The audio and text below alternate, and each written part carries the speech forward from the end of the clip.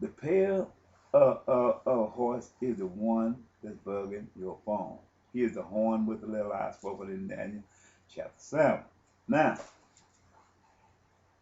I want to stop right this here because the wolves is in there, but I don't have time to do it because I got the other thing. Now, now, four beasts. I had to get that part where the four beasts say. Where did the four beasts come from? The four beasts came from the space ship. I'm going to go and show you where the four beasts came from. So when you look at the part where the four beasts came from, they're the sinister minded people. They are the peoples of the Antichrist who own the space shuttle. Let me go to, then I come back here. I'll confirm this.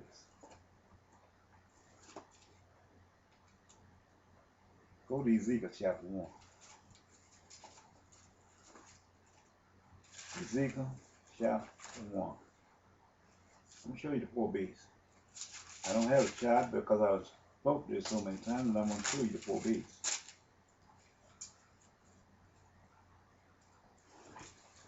Now it came to pass in the 13th year, in the Ezekiel chapter 1, in the 4th month, in the 5th day of the month, as I was among the captives by the river Chebar, that the heavens were opened, and I saw visions of God.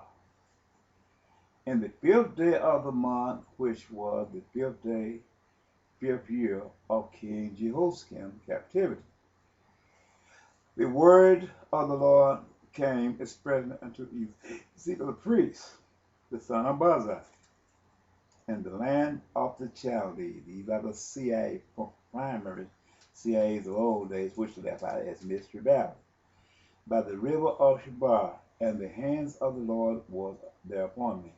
And I looked, and behold, a whirlwind came out of the north, a great cloud, and a fire enfolded itself, and the brightness was about it, and out of the midst thereof, as the color of amber, out of the midst of the fire, out of the midst of the fire, also out of the midst of thereof, came the likeness of four living creatures. That's where the four beasts came out. And this was their appearance. They had the likeness of a man. A man was the navigator, and everyone had four faces. Everyone had four wings, and their feet were straight feet. These are when they manufactured these space shuttles, they created a fleet of four. That's all they created at most at one time. And they all had the same exact light. But he's telling you now the man was the navigator of all of it because it had the face of a man. And their verse 7, and their feet were straight feet. In other words, now, and the sole of their feet was like unto the sole of calf footers, and they sparkled like the color of burnished brass. And they had the hands of a man under their wings on their four sides, and they four had their face and their wings. In other words, he tells you it was four shows in this fleet. They done started retiring some of these space shuttles, but they were created and manufactured for sinister purpose. This is the reason God placed them in the Bible. Their wings was joined one to another. They turned not when they went everyone straight out. As for the likeness of their faces, they four had the face of a man. These are each one of them components upon which they function by. And the four had the face of a lion. These are and on their right side, on the right side, and the four had the face of an ox. Ox is the maiden flight, telling you how they left earth.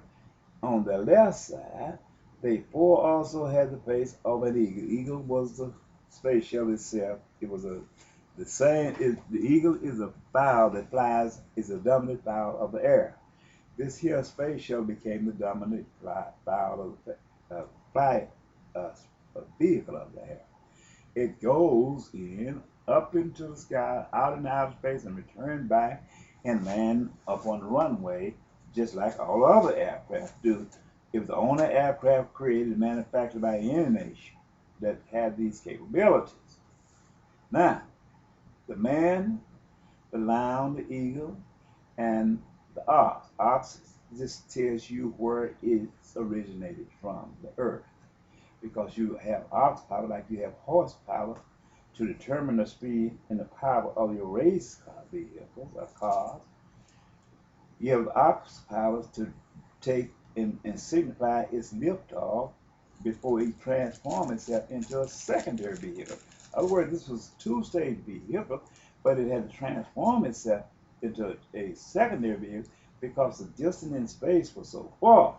It had to be a two-stage vehicle because you can't spew fuel in the midst of the air. The distance it had to go, it had to refuel.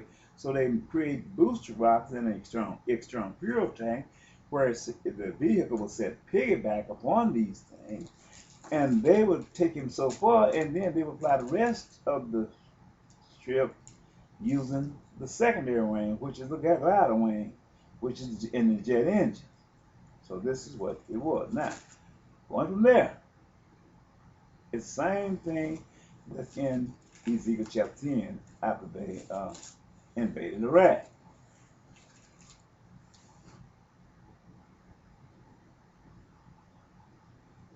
Okay, I believe it's on Ezekiel chapter 14, where I'm going to have to go with this, because I got one more I'm going to make, and I'm going to have to get out of this here.